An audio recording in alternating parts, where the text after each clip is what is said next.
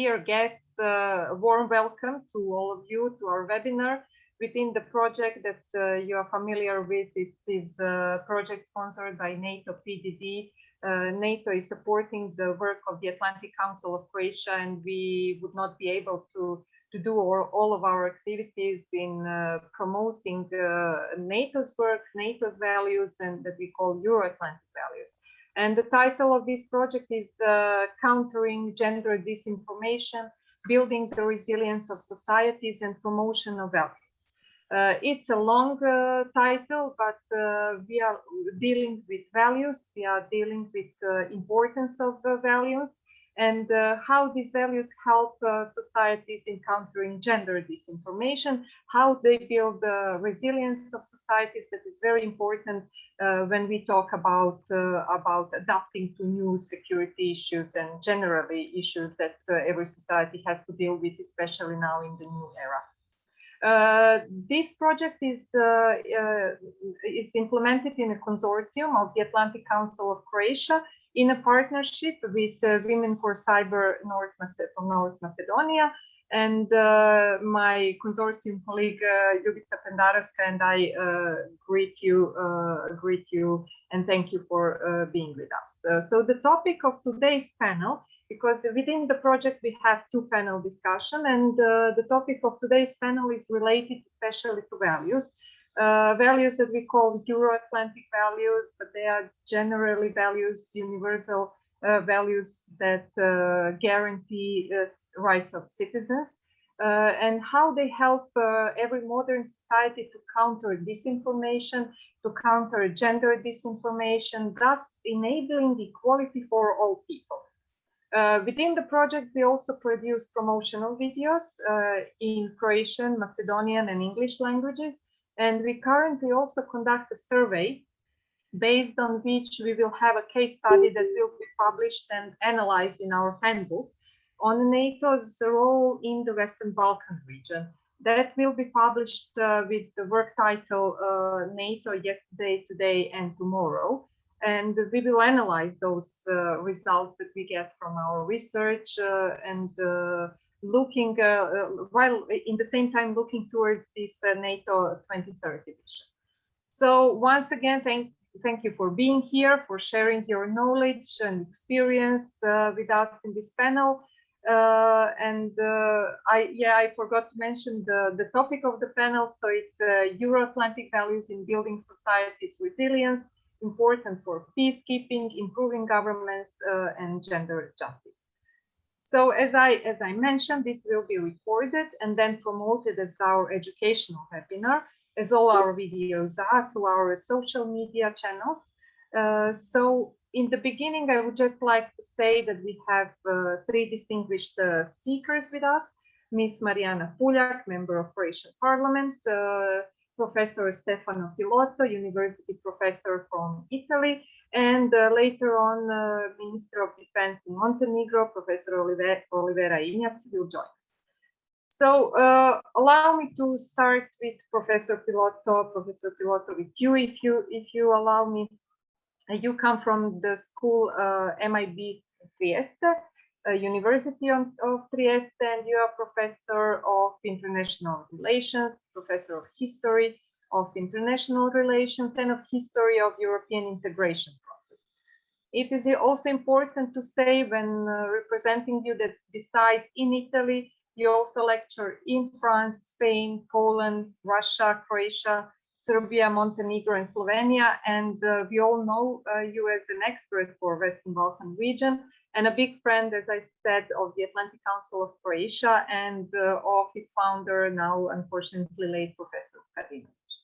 So Professor Pilotto, just introductory question or statement when talking about Euro-Atlantic values. I remember one of your presentations that was excellent, as always, your presentations are, and how they, meaning values, influence democracy and democratic processes. So from that perspective, if you would like to share with us your thoughts on this kind of approach to values.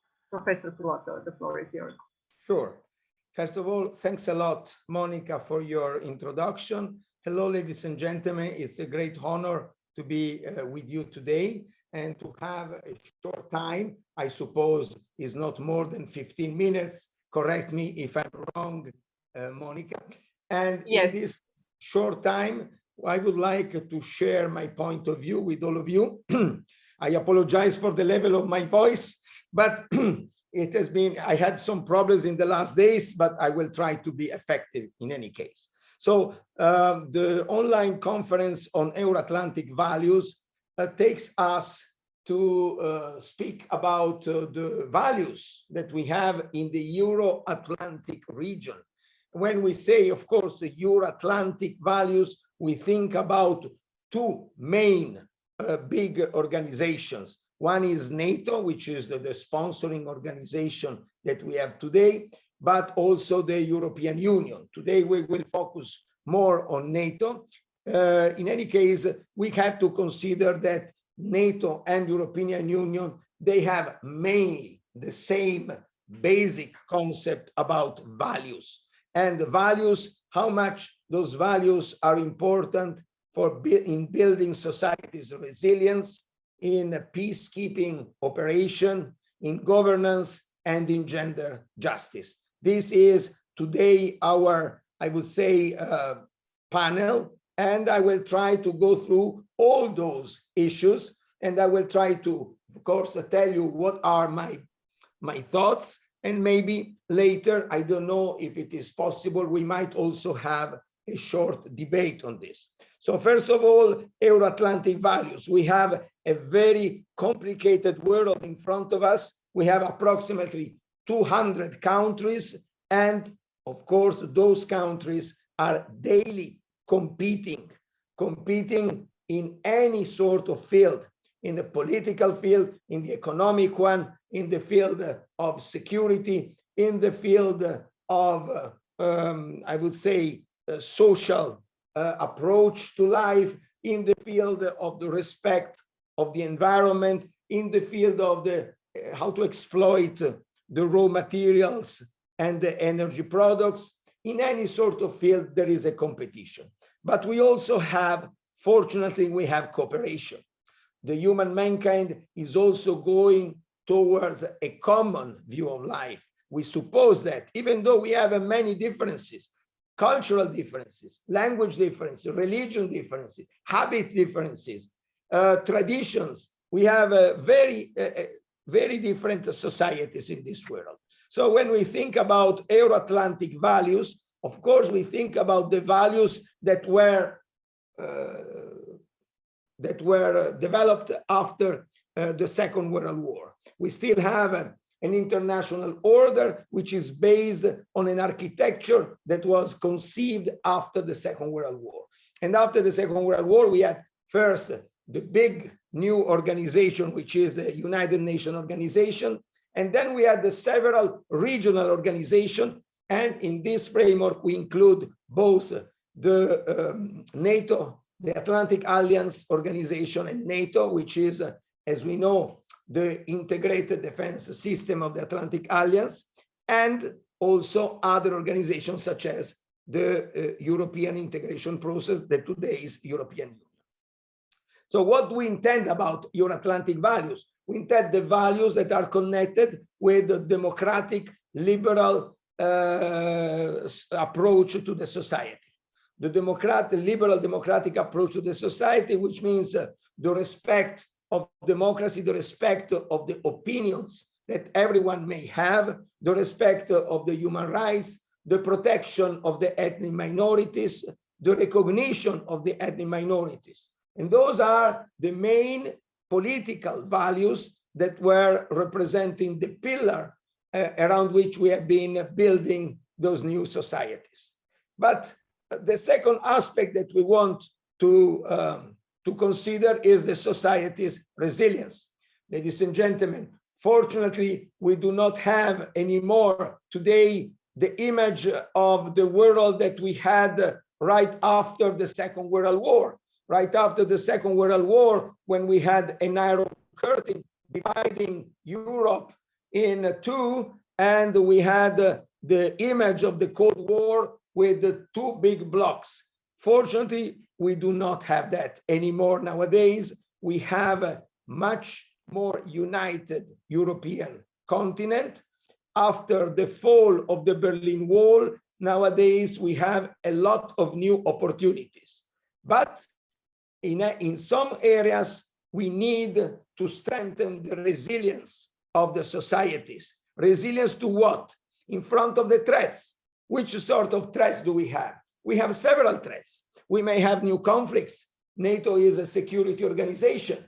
After the fall of the Berlin Wall, after the end of the Cold War, somebody asked and said, why do we need NATO anymore? Since we do not have the Warsaw Pact anymore, since the Soviet Union has collapsed, maybe we don't need the NATO anymore. But finally, the decision was, no, we do need NATO, because even though the Cold War has ended, we may have new potential threats. And the tragedy of September 11, 2001 presented the new dimension of potential new threats that we were not expecting before. Because before we had political threats, wars, but we didn't have such a huge international terrorist attack as we had on September 11, 2001. That image of the World Trade Center crashing in front of the eyes of the whole world was a nightmare for most of the citizens of this world. So security was and is extremely important. And the resilience of the societies is important in areas where, unfortunately, we do not have peace, social peace, political peace. So how the Euroatlantic values are important to strengthen the society's resilience. They are important, first of all, in the area of the countries that are members of those organizations. And we do have nowadays 27 members of the European Union, and we have 30 members of NATO, and they correspond more or less, even though some countries are only member of the European Union and other countries are only member of NATO. But in any case, the main blocks of countries, they are partner of both, they are member of both organizations.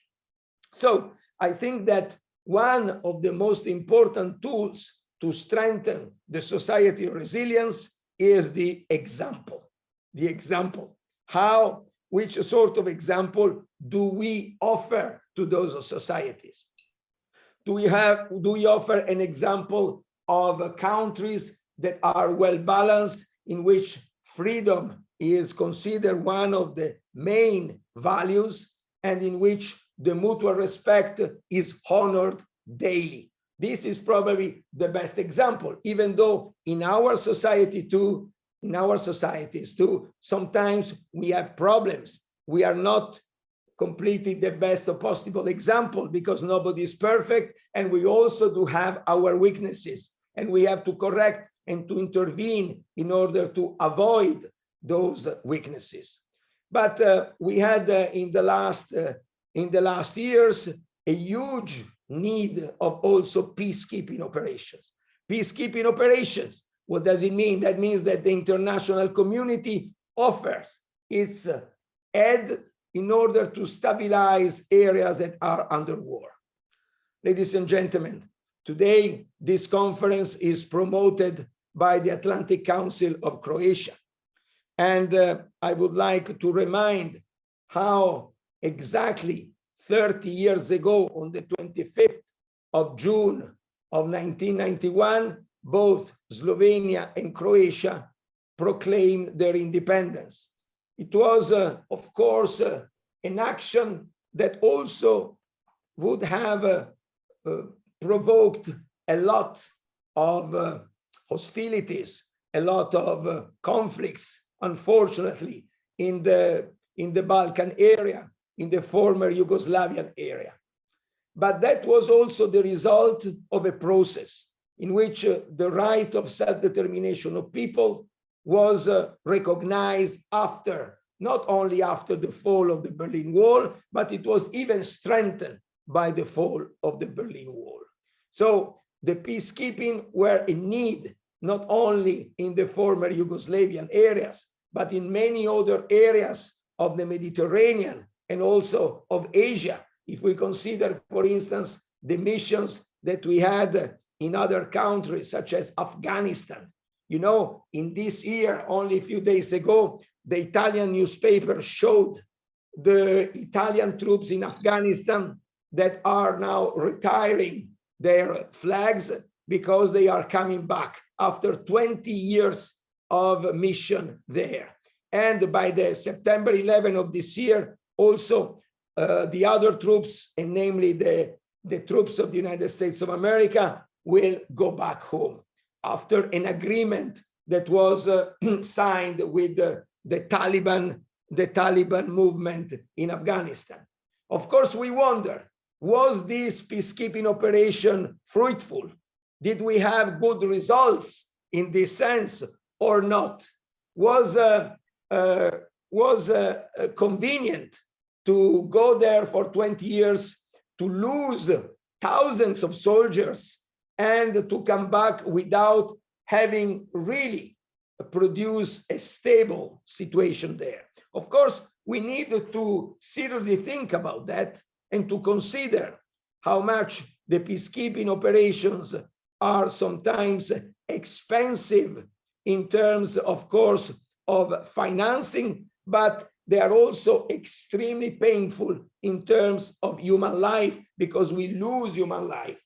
So it is, in my opinion, appropriate today to think about this aspect of our actions, but we also have to consider how many peacekeeping operations were important to help some areas, some societies to find a good stability, and so a new peaceful period in their life.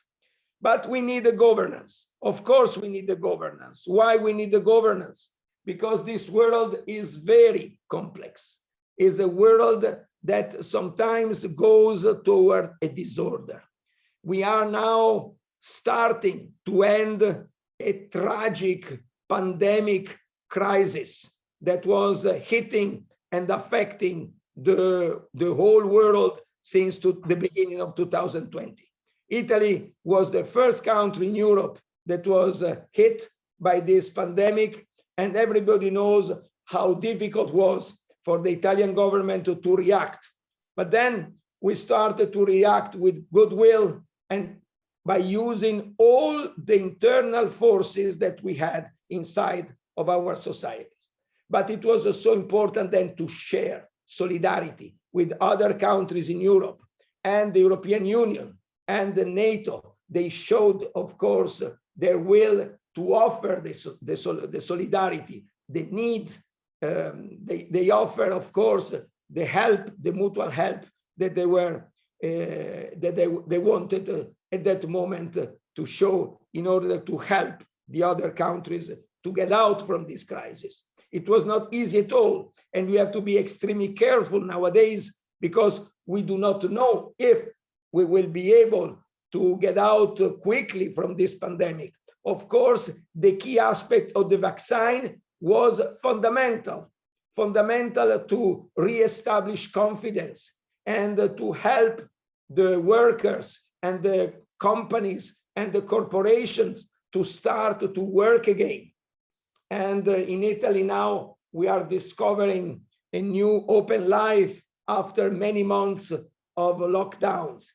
And I think that in most of our countries, the situation is more or less the same.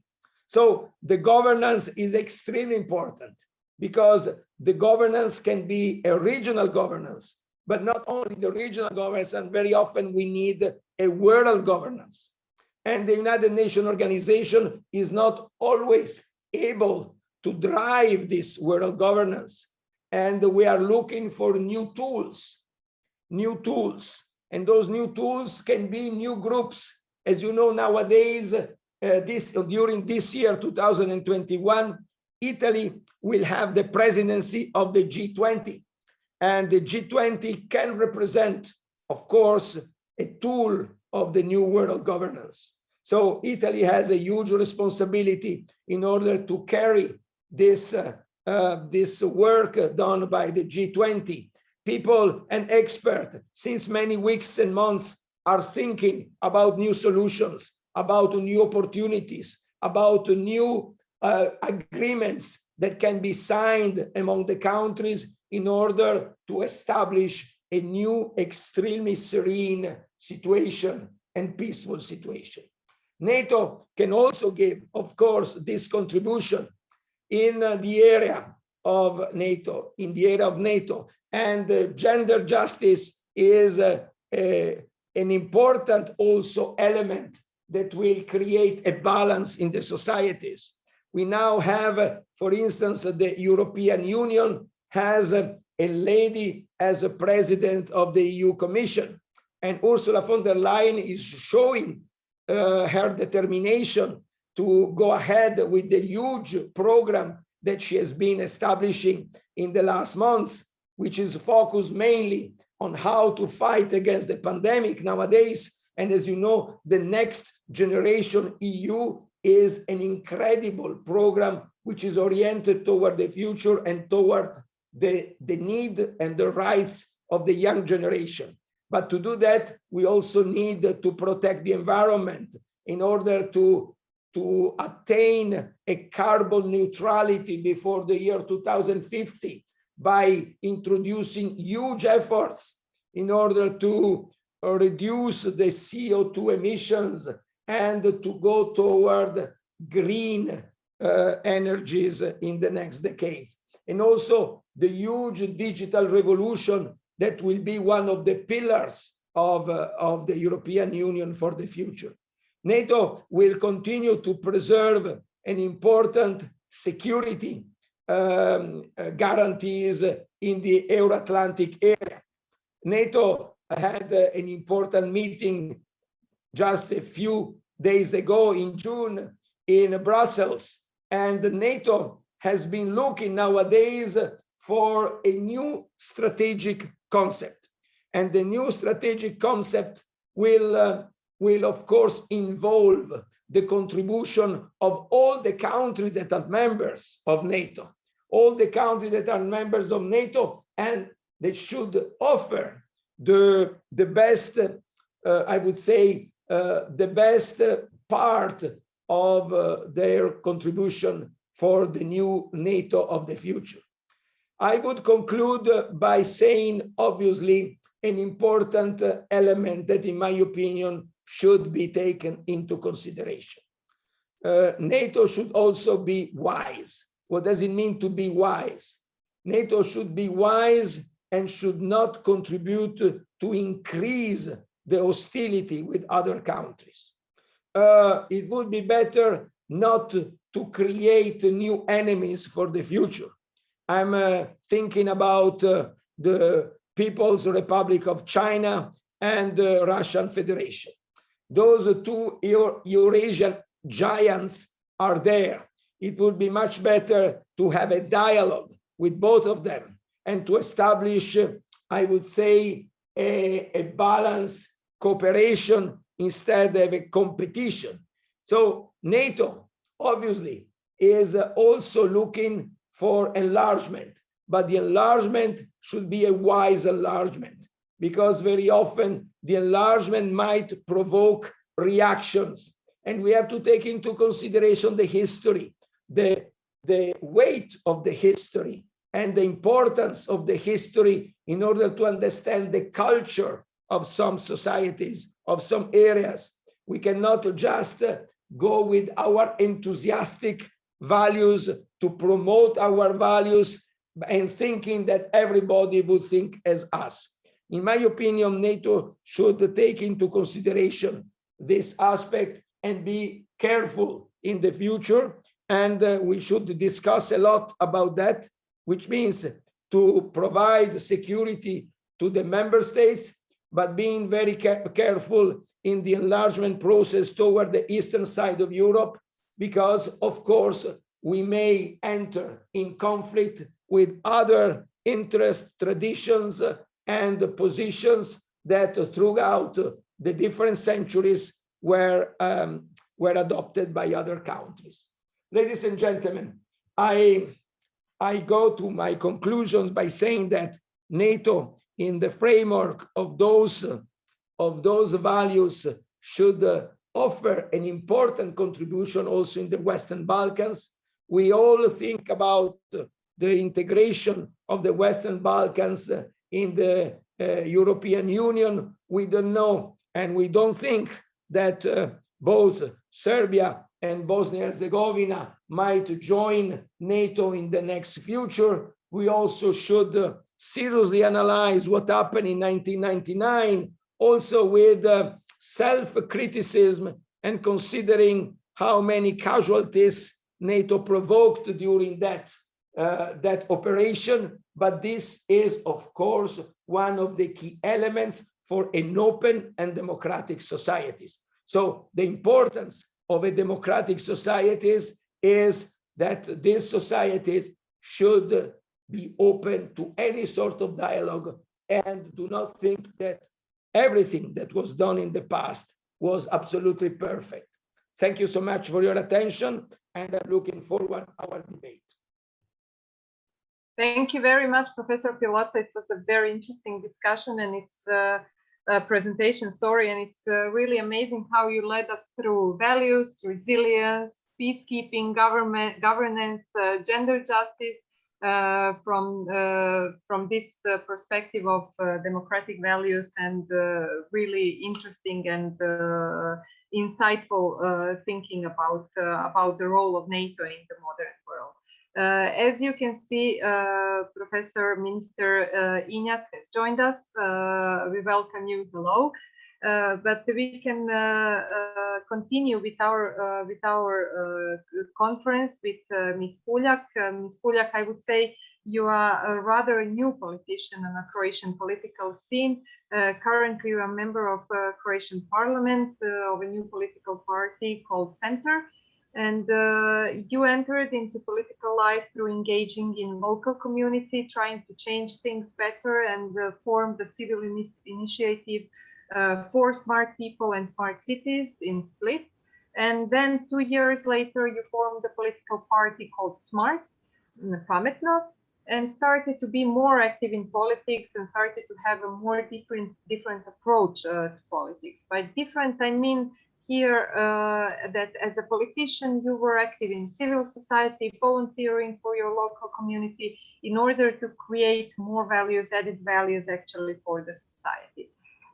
You also come from the IT world, which is very interesting, and you just recently started to deal with the general political issues. So my question as an introduction to your presentation is, was the urge to go into politics strong enough to enter this new field, bearing in mind that you could be under media eye much more than before, bearing in mind and having in mind the possibility of being a victim of gender disinformation that would serve some interest because of the fact you are being a woman.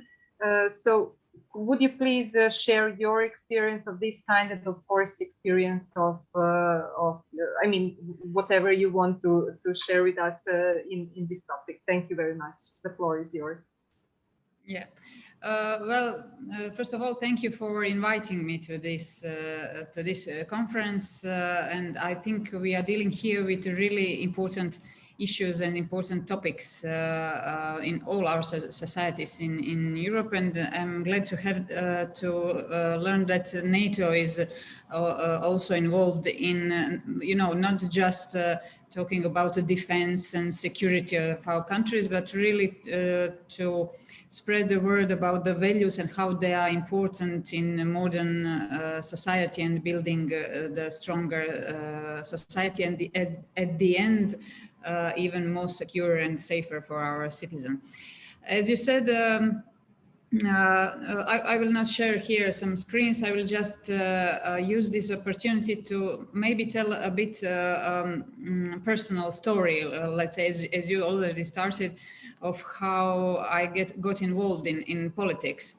and to talk about a bit more about one of the values, and here is we also already mentioned that gender justice, because as you said, I'm originally I'm an computer expert, IT manager for a long time, 25 years of experience in IT industry, and so basically I started in a university that is really you could say not female university. It was when I enrolled in 89, so I finished in 94. It was really mainly male university. Only few of us girls were there, but what I like to mention in this kind of conferences is, although there were fewer of us at our university and later on in industry, in IT industry, especially during that time, in 1994, I never experienced any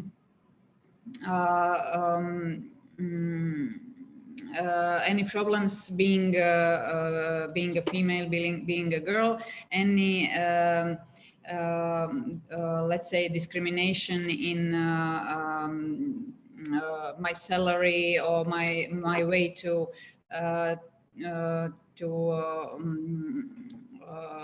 be promoted, probably in my professional life, yeah, before politics, yeah.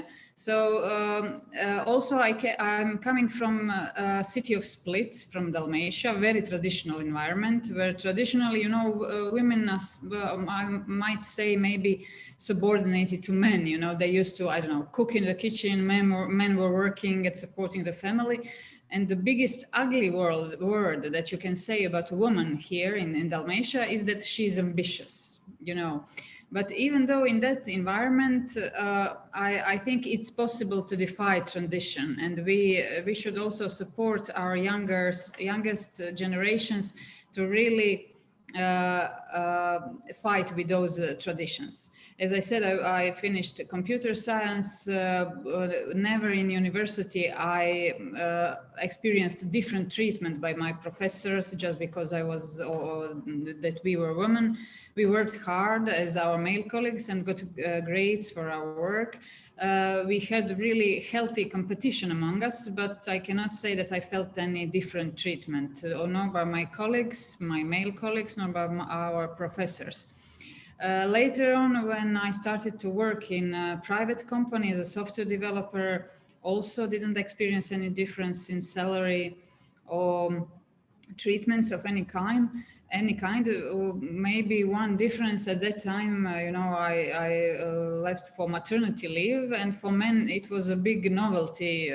They didn't use it, you know, nobody took it from my male colleagues. Later on, I continued in IT in one bank, worked there for 15 years. I was the head of IT department, and at one point, all 4 heads of our 4 IT departments were ladies.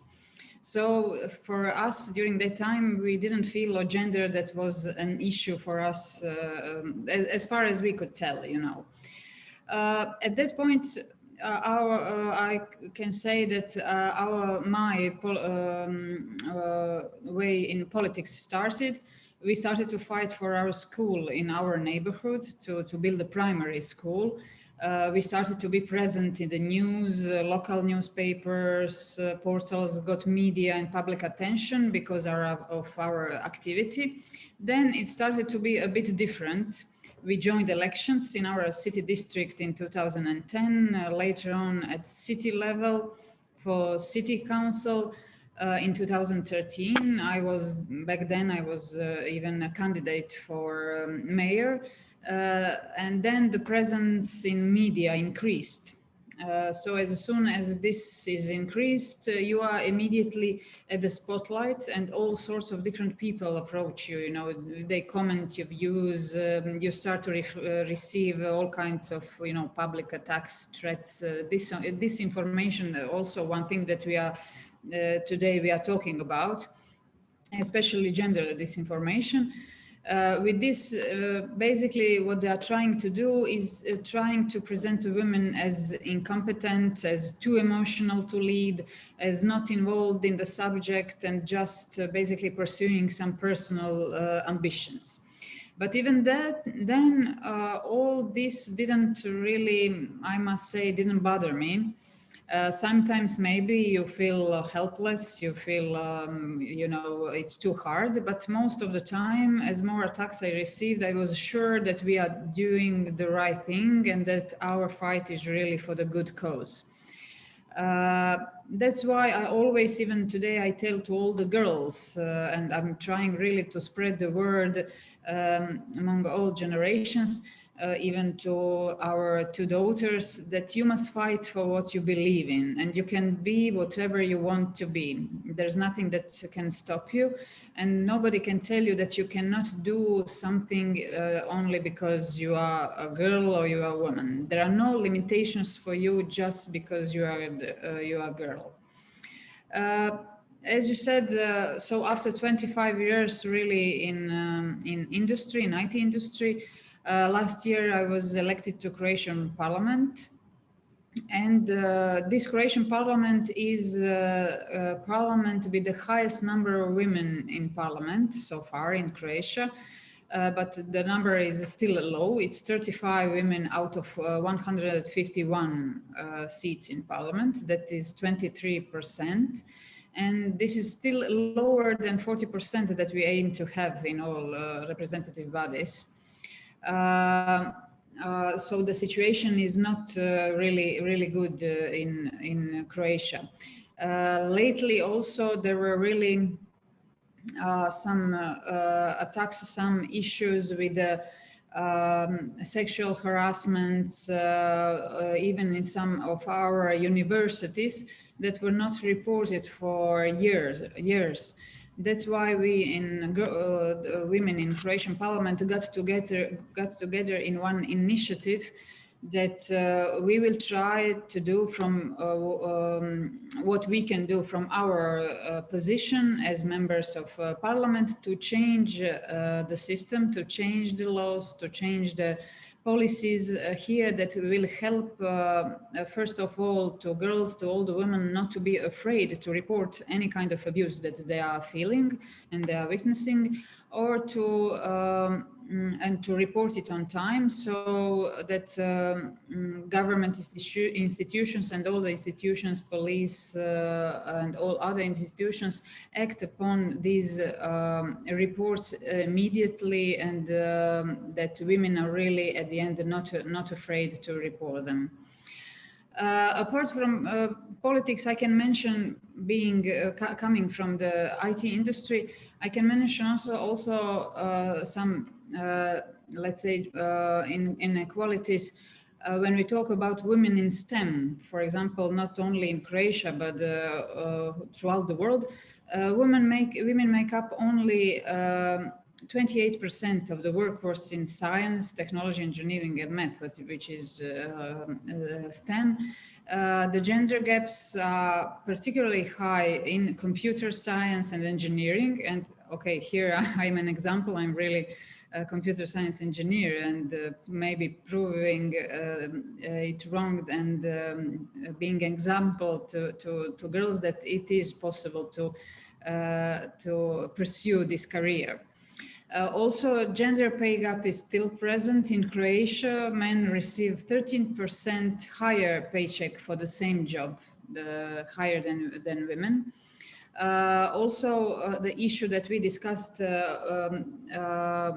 just yesterday, we had here at the Council of in Parliament about gender equality, and here we also talked about the report of our representative for gender equality, about her report for the last year, and women in senior management roles, even in Croatia but also globally throughout the Europe and throughout the world, the numbers are really low.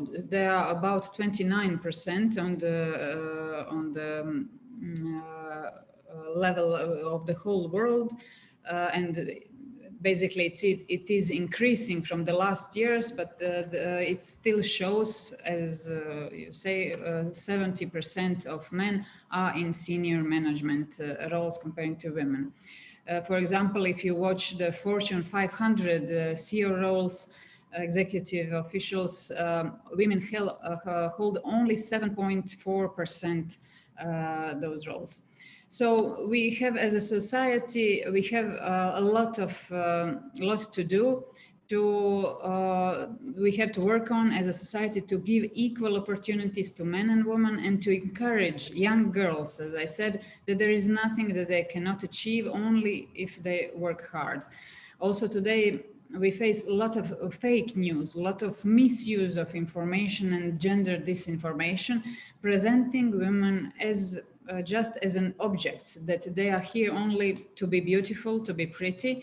In that way, what they are trying to do is they want to discourage women to get into politics, to participate in public life. And here, one of the tools that we have to fight this is education. And education will help us to fight this starting from early age, from kindergarten to university.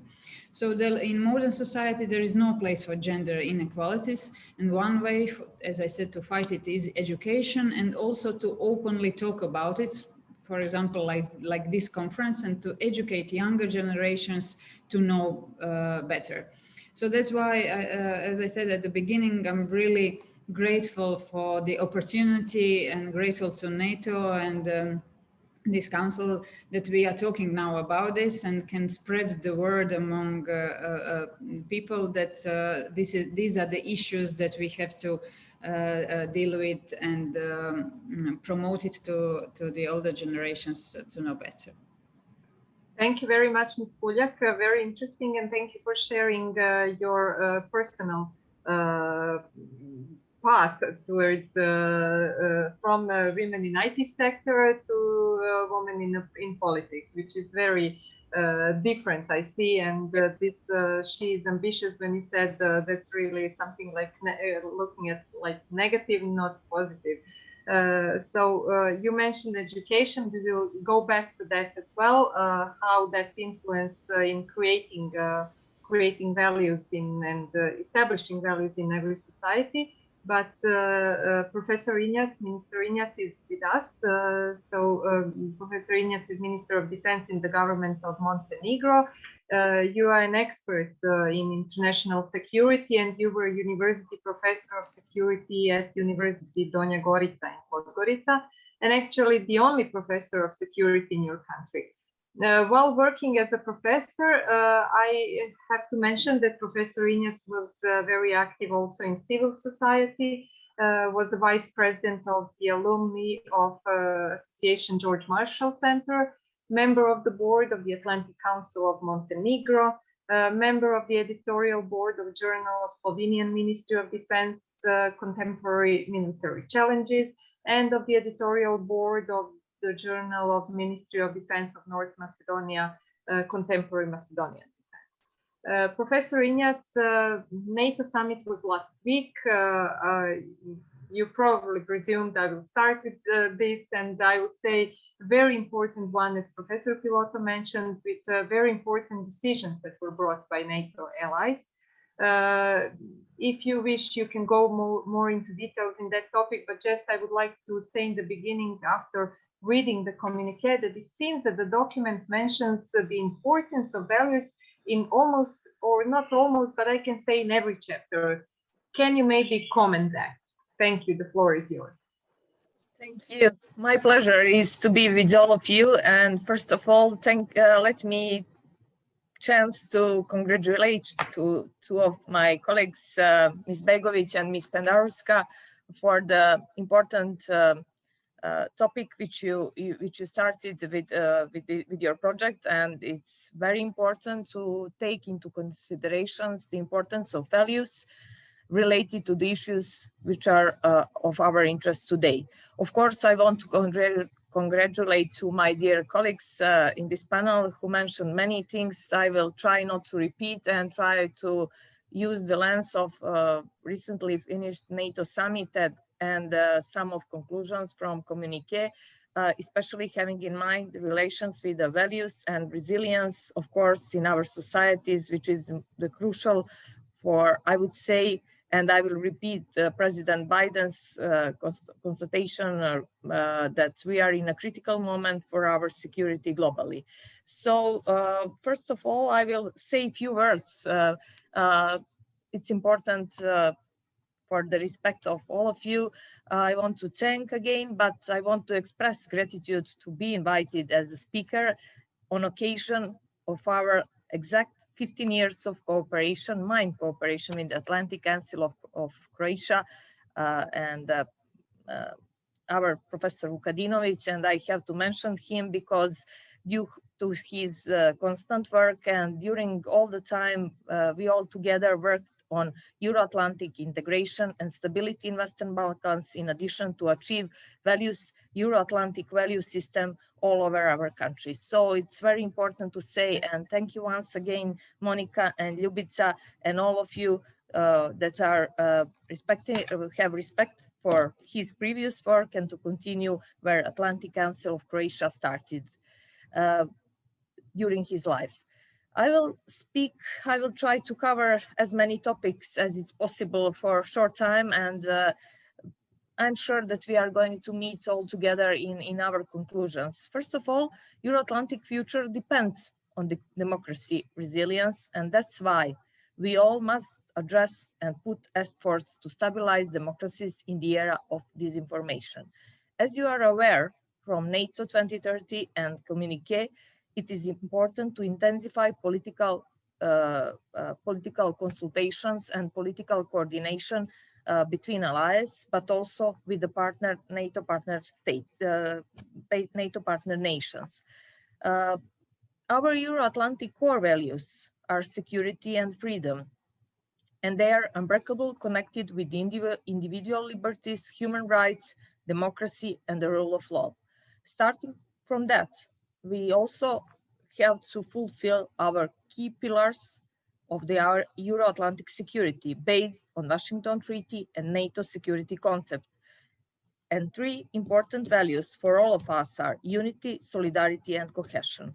I on purpose mentioned that because during the last period of the challenging global crisis caused by COVID-19 pandemic, as Professor Pilotto mentioned, it has tested our nations and our resilience in the Euro-Atlantic community in a whole. Pandemic also shown us that the value of solidarity is crucial bedrock for our societies. In that sense, NATO 2030 highlighted need for strengthening all sorts of political consultations and coordination, as I mentioned, having in mind all different sorts of threats and challenges which affect our Euro-Atlantic security. And the greatest responsibility of all of us is to build resilience in addition to protect and defend our democracies. I will not comment as our dear Professor Pilotto in examples, but we are all aware how present was foreign influence here in our Western Balkan region for last decade and more. Even now, it was more present during the COVID-19 crisis because we are all there in lockdown, not being able to count disinformation, and maybe were mainly focused on the problems with the health crisis, economic crisis, political tensions, and so on and so forth, political polarization within our society. So I mean with that our political resilience and the resilience of our democracies depends really on that, how we are able to, in this era of fragmentation and polarization within societies, to being stable and being able to fight with that and to stay resilient on all sorts of threats. When we speak about peacekeeping, it is also one of the topics which you are really perfectly addressed. I would like to say that we need to have all together better coordination and to be consistent in our decisions. And by the way, many of these previously mentioned messages are, as I mentioned at the beginning are addressed on the NATO summit as well as in NATO communique document. Better coordination and consistency, in addition to achieve more effectively operations in peace, crisis, and conflict. Due to the mentioned resolute support mission in Afghanistan, our allies all together, all of us from Euro-Atlantic community, we invested a lot. For 20 years, invested time, energy, money, and everything what was necessary, military resources, different sorts of capabilities, and everything was in addition to stabilize Afghanistan. But still, there are human rights and freedoms exaggerated by terrorist activities and different sorts of risks which are not being able to fight. Credible deterrence and defense, that's why are essential as a means to prevent conflict and war and to continue to being the important base for our Euro-Atlantic future. Deterrence and defense as a two important concepts, or someone would say it's one concept actually, which is credible to have good resilience in addition to fight all potential threats which can come from different sorts and means. In addition to enhance our resilience as well, is important to promote stability. We need to identify goals for different sorts of threats and risks within our societies. For example, our colleague from Croatia mentioned something what is in your nation, in Croatia, important if we are coming to the gender justice. Professor Pilotto mentioned some international topics and also something what is globally the problem.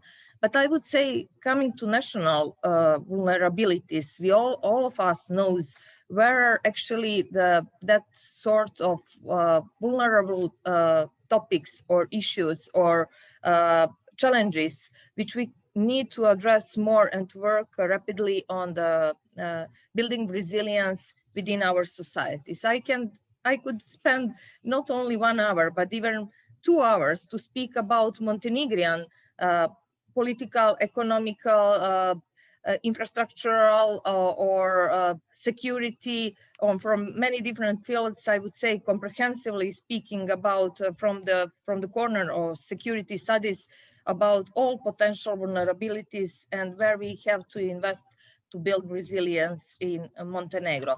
But I just want to address these things, and for all of us, these are sort, I'm sure, of messages which we are wanting to send for our students, our colleagues, our friends, and to use this as an important project where we can start and continue with all our future activities. Specific focus I want to address on the cyber and hybrid risks and threats, which rely on the rise of emerging and disruptive technologies. Building resilience strategy in the field of EDT, it is based for governance improvement. I can't say how much I appreciate all efforts which many people are investing in Western Balkans working on cybersecurity awareness. But that's only one of the part of building resilience in our nations. In a Euro-Atlantic area, building society resilience for cyber and hybrid threats is of crucial importance, especially having in mind how that hybrid dimension is related and combining and converge both political and IT, or I would say cyber threats. Without good governance, we could not build society resilience in a sense of cyber and hybrid threats and consolidate our democracies. And for that reason, we all together need to conduct all necessary reforms to achieve Euro-Atlantic values mentioned at the beginning. The world definitely suffers from widespread of disinformation, and especially disinformation campaigns against Euro-Atlantic values, against international organizations, against some of the nations, and different, I would say, different target disinformation campaign has. And also malicious use of sophisticated means for disinformation, such as internet and social media and so on and so forth.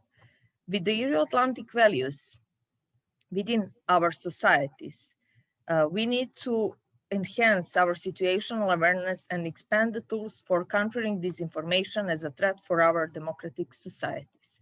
I'm sure that you all followed the until last year, actually, I worked on the disinformation project with Marshall Center, and next week it is going to be distributed and presented.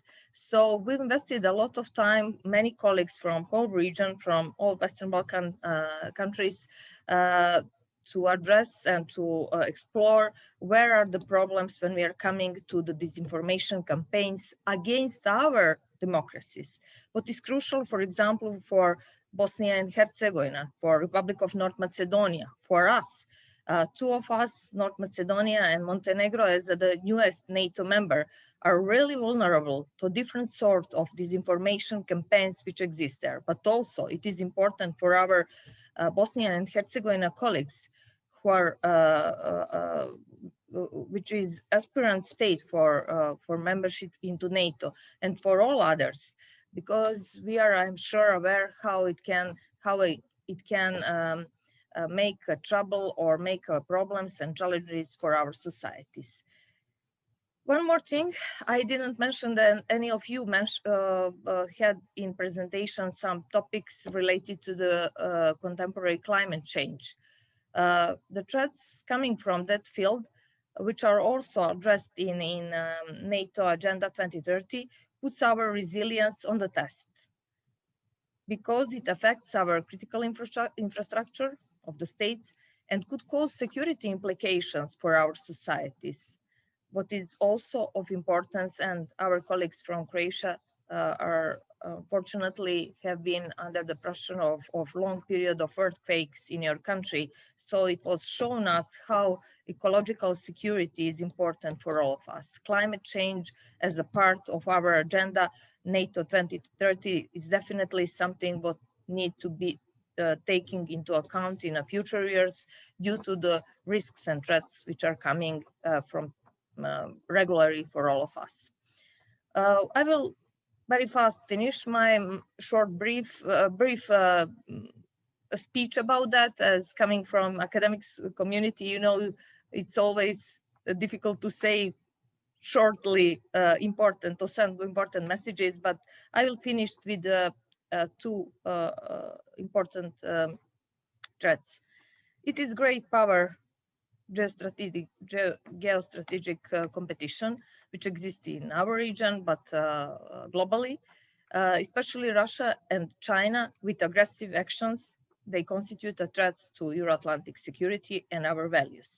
Our societies need to constantly work on building resilience from external impacts on our democracies, having in mind how we are all vulnerable on the wide spectrum of threats coming from their aggressive influence here, especially in our region, but I would say in the whole Europe. And finally, the last thing is gender justice.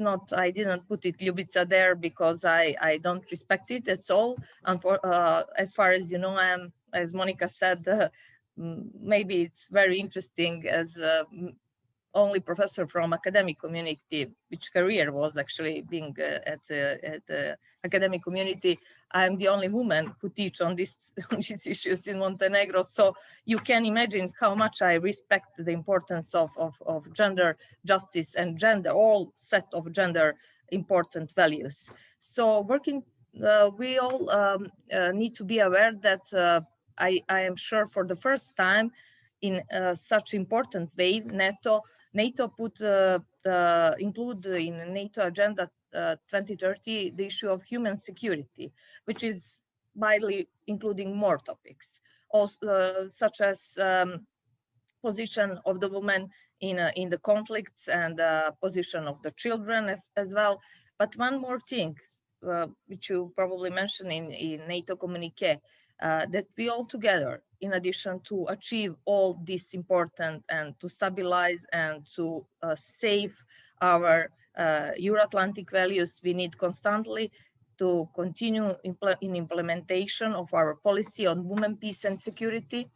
And NATO will do that. A few days ago, Gensec gave a very good statement on importance of gender issues. So I would like to conclude that gender equality and the gender perspectives are based on foster principles of the freedoms and democratic values. So I'm sure that they are not just present, need to be present in operations, mission and activities of NATO, but in our everyday life, in all policies of NATO and in our national policies. So I am really someone who is supporting that, and will be my pleasure whenever I can address that and be present in every single activity, and from my side provide support for this crucial and important issues of gender justice as a values, one of the important values of Euro-Atlantic community. So thank you for your attention.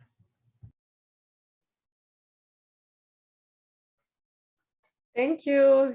I would like once again, in my personal name and in the name of the organization which I lead here in North Macedonia, Women for Cyber, North Macedonia, I'm very happy to have all of you here, since I have a very close relations with Minister Injac, our Olja, and Professor Stefano. Unfortunately, I didn't have the opportunity to meet Ms. Puljak till now, but I'm sure that we will have in the months to come. At least I hope so, that Monica will organize some gathering by the sea. Monica, I'm mentioning this for the second time during our conferences, so you should take care about that. And this is being recorded, so this can be taken as a proof. Great.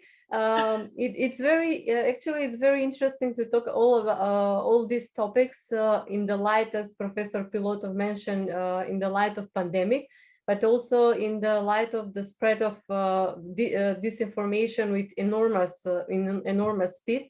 And of course, in the light of both NATO and US organizations, and from one side, as I may say, and Russia from the other side, because nowadays, as you all know, unfortunately, North Macedonia is facing another veto coming from Bulgaria as a member state of EU.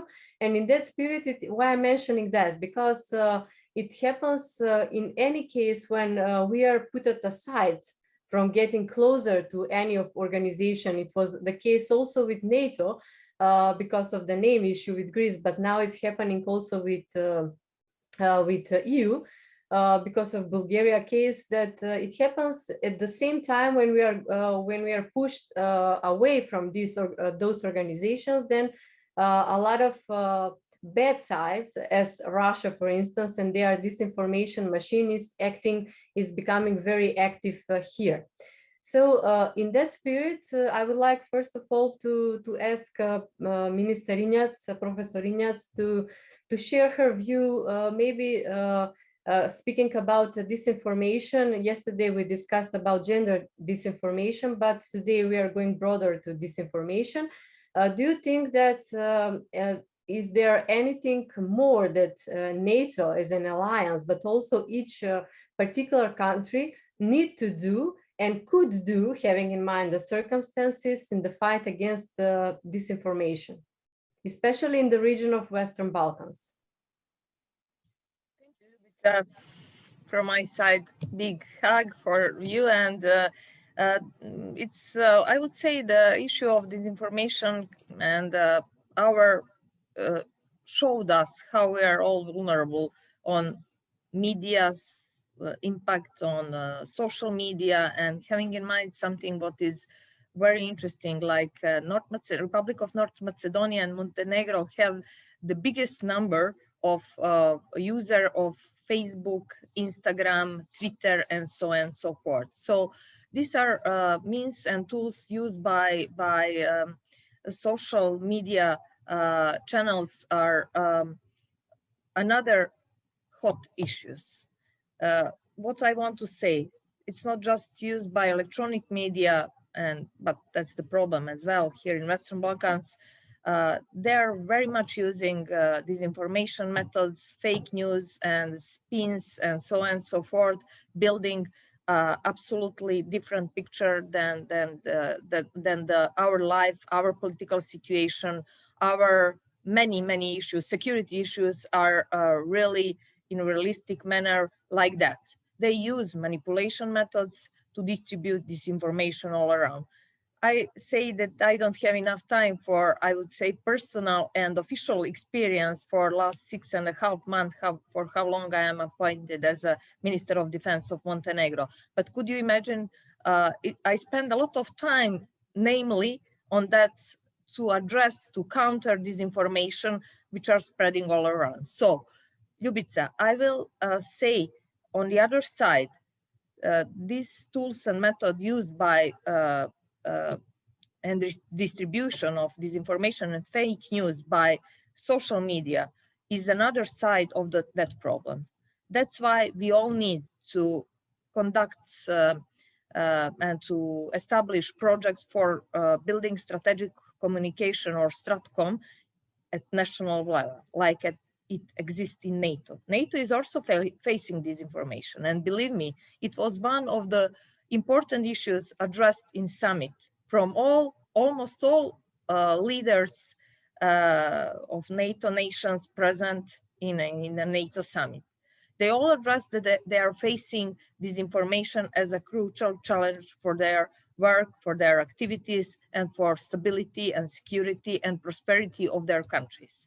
So could you imagine how it's important? I would say that we need to start, and that's actually the topic for many projects, all of us, from civil society to academia, to government, all together to work to build constantly different sorts of projects which can help us to provide more truth to fight fake news and disinformations, and to make absolutely good legal framework for media and for people who want to misuse it and who normally do that with a purpose. You know, I'm sure that none of us will not distribute any sort of information if it's not proved by scientists or by politicians or something like that in your social media profiles. But how many people you know who normally do that many times per day? So we need legal framework as well. Stratcom is the first response, another one, and projects from that area, and another one is to build legal framework, because I know in our country it's not at a good stage. It's definitely not promoting independence of media. It's promoting, I would say, another value, that's freedom of speech. But how many things you can use it by freedom of speech, and publicity need to know. Need to know is something, but are you really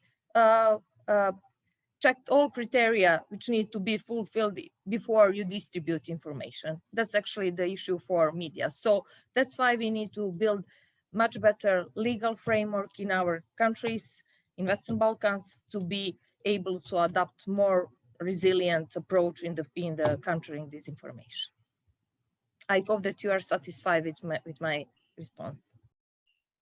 I think if I may jump in, I think all three of you, and I know that both Ljubica and I agree that education is very important, and you all mentioned that, which is unbelievably. And I would also like to share the importance of the civil society organizations that you also mentioned. Maybe not all of you, but I know that you probably thought of that, the role of civil society in this informal education, which is also very important, especially in this recognizing disinformation, how to check the source, how to find the real source, how to find the real information, etc. So yeah, that is really important. And we don't talk today only about pandemic, but we also talk about infodemic, which is what you, Professor Injac, said now, that there is a right of the public to know things, but there are ways of how to present the information and of course to check the facts in the information. This was not my question, but if you would like to add some comments, Ms. Puljak, I see that you are unmuted, so yes. Yeah. Yeah, I just wanted to say what you said, that the education is really important, to educate the people to know the difference between, you know, right and fake news. Sometimes it's really hard. It's really hard. You cannot sometimes recognize what is really fake news, but you need to know that you need to you know, question when you see some news that maybe it's you know, taking your full attention and making some big noise. I should say it like this. First, stop and then check: is it really real information, or is it a fake? Is it some product of some, let's say, forces that want to harm us somehow? So it's really hard to fight, and as it's being said, the legal framework is really important, but we need to, you know, it's always a thin borderline between, you know, to not to step into censorship, you know, to not to censor then some news and to censor the media. They're really sensitive to this, and legal framework should somehow find a balance between, you know, independent media and the media that have the freedom, you know, of speech. And so we recently have had a discussion in our parliament because we are changing the laws on electronic media. So what to do about the comments, you know, of people that are commenting media, and what to do about the violence there that you sometimes witness, verbal violence and stuff like that. Who will be responsible for that? Media and editors and issuers of the portals, or really the people that are making those comments? You know, how to find fake profiles?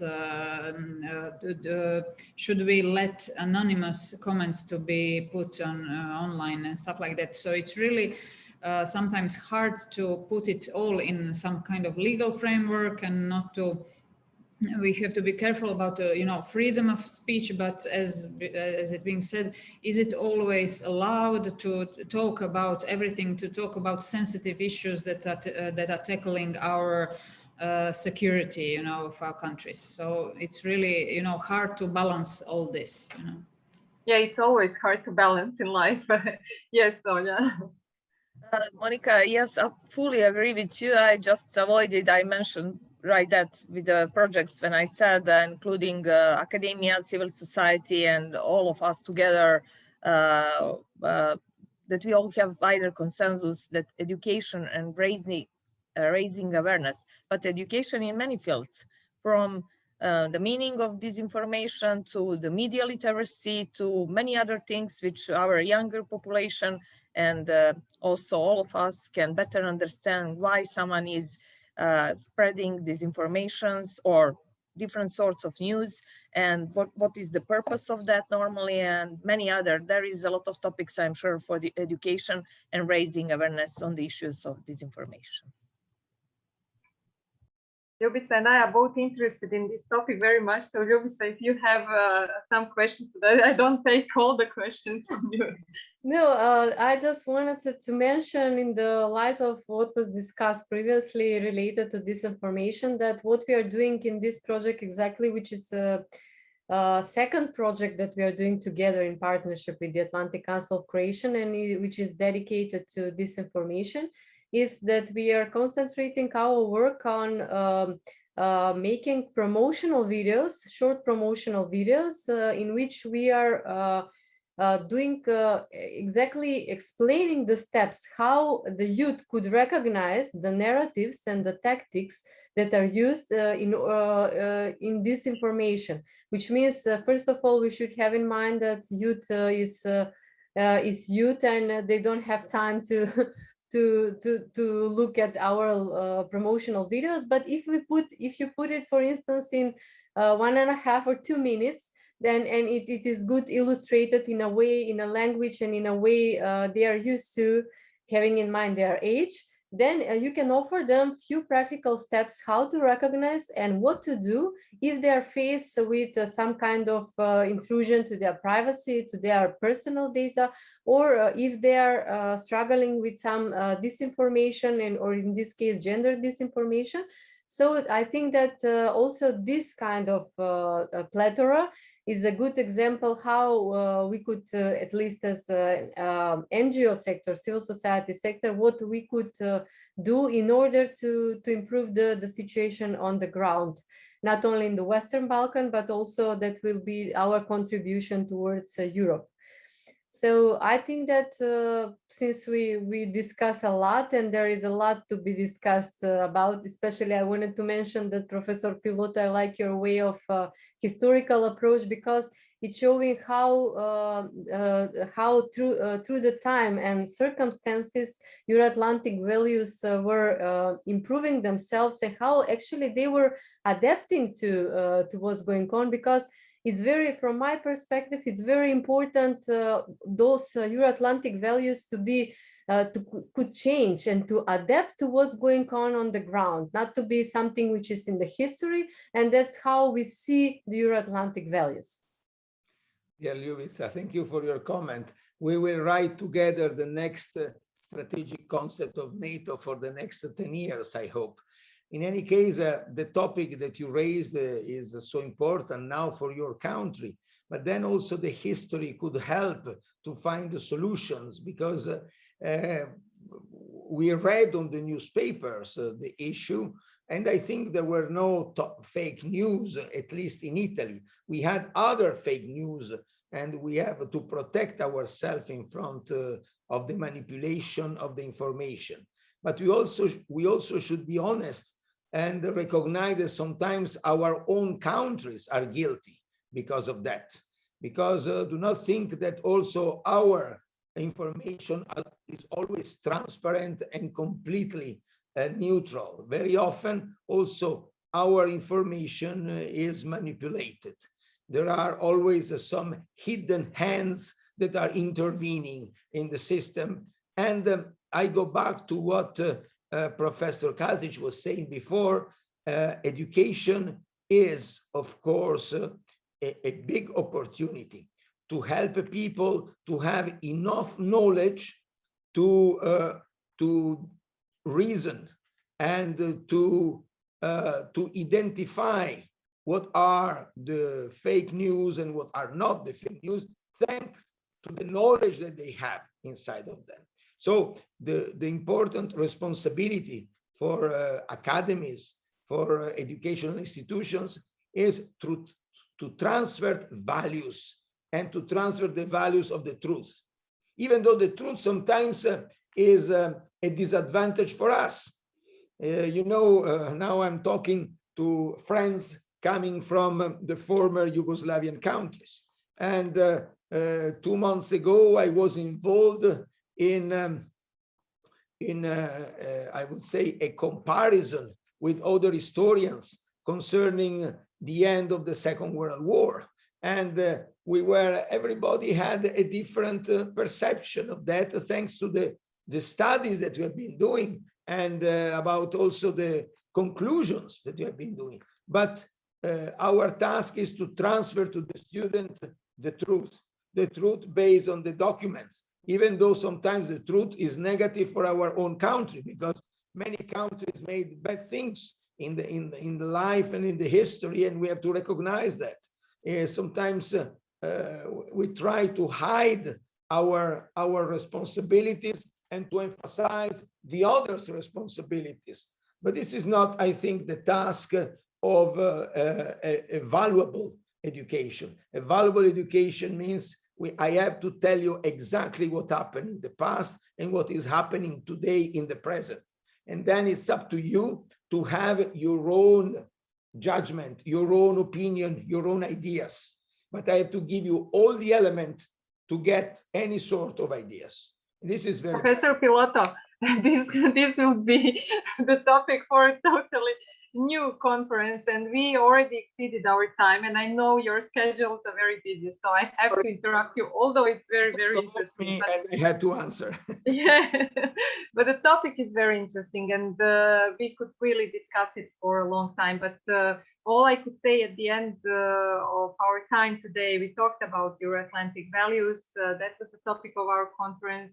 We heard your 3 brilliant presentations, and we realized that values actually do contribute to countering disinformation, that the truth is the only way to fight the disinformation, that women in politics are disproportionately represented, that lots of disinformation on women actually discourage them to be active in politics. And some conclusion we can draw from today is that education is very important role, plays very important role in changing this picture. And it doesn't mean only education systems should have a role, but also other stakeholders, as we mentioned, government institutions, civil society organizations, etc. So we hope we managed to talk about this topic to make more people proactive in countering gender disinformation. And I hope you are satisfied with our goal of our 2 organizations in trying to raise this awareness on how important it is to counter disinformation. So once again, thank you all very much for your contribution. It was really a great pleasure to listen to your presentations and to have you here. And I hope we didn't take a lot of your time. So thank you very much, and see you in another opportunity. Thank you so much. Thank you.